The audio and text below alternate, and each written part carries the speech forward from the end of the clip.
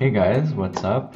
So I'm here to discuss with you guys about episode 3 and 4 of SBS's new drama, My Lovely Girl. I wasn't sure how you guys were receiving my whole reviewing a drama kind of thing, but it looks like most of you guys gave me positive feedback. What I did this time around is while I was watching the drama, I wrote down things that I thought were noteworthy. They're actually notes. Also, please excuse the fact that I look like a 10-year-old aspiring to catch Pokemon. I actually am really into this drama. I want to keep watching it.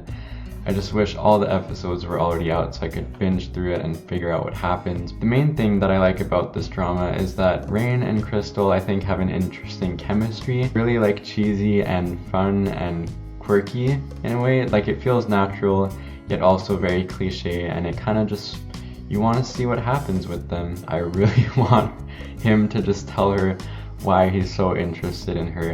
And I feel like that's the one thing that they want to hold on to, like the writers want you to hold on to that thought so that you keep watching. But I will say I'm actually overall more interested in the storyline between Crystal and Myung-soo.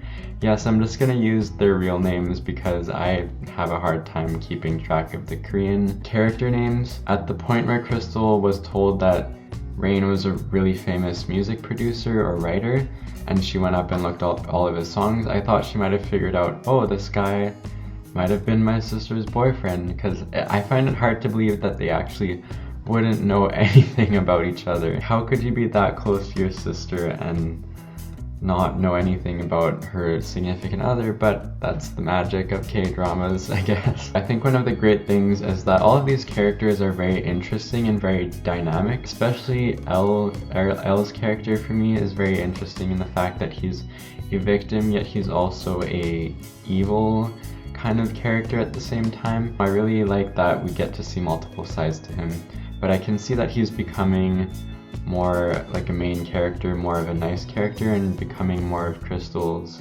ally, maybe? I could be completely wrong about that, but I'm really interested in that storyline. I think it's actually my favorite. I also really like Ye-Ryun's character. She's very interesting and has a way of captivating your attention, I guess. Evil yet sweet character. And I don't know, all of the characters do a good job. I know a lot of people are complaining about the acting, but personally for me, gets the job done. One of the things that I felt were kind of strange in the third episode was that fight scene. It made sense. It was just kind of like, it felt like they did it in one take and kind of edited it weirdly, but you know, I know this isn't an action movie, so I'm gonna let it slide. It was okay, is how I feel about it. I really enjoyed seeing Rain and that lady, I forget her name, the one that's kind of evil and in love with Rain. I really enjoyed seeing them speak in English with that other guy too.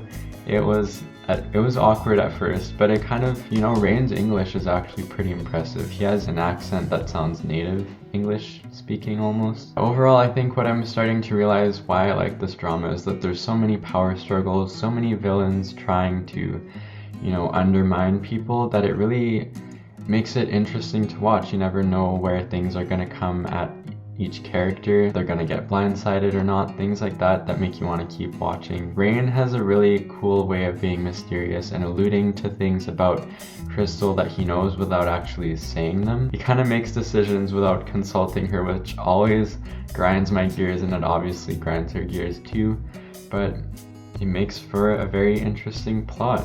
So those were my thoughts on episode 3. I hope that wasn't too in detail or not. I'm gonna move on to episode 4 now. So immediately at the beginning of this one, I kind of laughed, unfortunately, at the balloon scene. I can see that maybe someone that's very into soft, cheesy things like that would love that, and I just kind of laughed. Not in like a condescending way. It was just so unrealistic to me that it made, you know that expression they have, like it makes your nails curl or whatever, something like that. I'm trying to be Korean, guys, obviously. I don't know, I liked it in a sense that it made me laugh. The other thing I noticed in this episode is the way that the producer, I think it's producer So, the way he talks, gets on my nerves so much. And I know it's intentional, he's supposed to sound evil, but he sounds so bitchy. Like the way he talks, that it just, makes me hate him even though he's not a real person. At the point in this drama, I am really shipping Myung-Stol, Myung-Soo, and Crystal.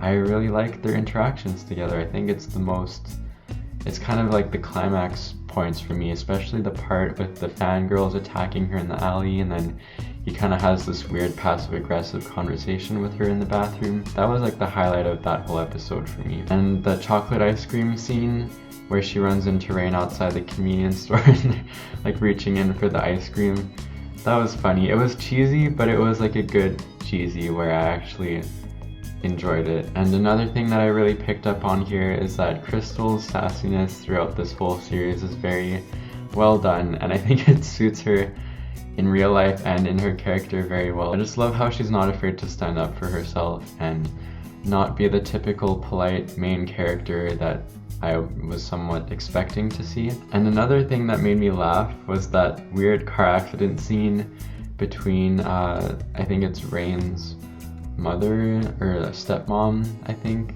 and the other guy that works for A&A. That was, I could totally see it coming. Things like that need to happen in dramas, or else they wouldn't really be K-dramas. I mean that in a good way. Rain's crying scene really impressed me in this episode. I knew that he was like an actor and good at it too, but it was kind of the first time in this drama that I really felt like emotionally invested and my heart kind of beating faster. And I think he cried a bit later as well when he was confronting his dad in the backyard or something. That really got to me too. I really felt the emotion there and I was impressed by it. And of course they had the shower scene, couldn't do without it, and you know, might as well flaunt what you've got, I guess. And another thing that I'm liking and somewhat hating at the same time is that everyone in this drama likes someone that doesn't like them back. And I feel like the only love line here that's sort of starting to work together is Crystal and Myung-Soo. They're kind of becoming on the same page, and I hope that goes somewhere. I have a feeling that it won't, because dramas like to look like they're going somewhere and then cut that off. But, you know, one can dream. And I wrote down that the way the episode ended really made me angry, although I can't remember how it ended. It was probably something with Rain and Crystal, but anyways, I just remembered feeling frustrated at how it ended. The way they end these episodes always keeps you wanting more, and they're really good at doing that. And the preview for the next episode, the 5th one, looks awesome as well, and I can tell I'm gonna keep watching this. It's like the highlight of my week. I come home Thursday, watch both episodes on Drama Fever, and it's a good time. So yeah, thank you guys for watching my recap / review of episode 3 and 4 of My Lovely Girl. I hope that wasn't too long and entertaining.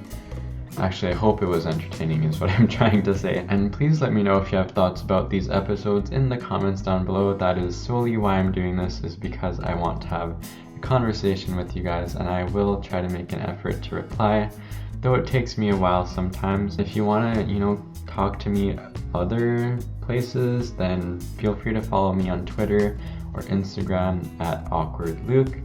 And I think that's everything that I have to say now. I hope to have some interesting videos coming out for you guys in the next couple of weeks, because I feel like my channel has been a little bland lately. But, you know, gotta be some ups and downs. And yeah, I'll catch you guys later. Bye.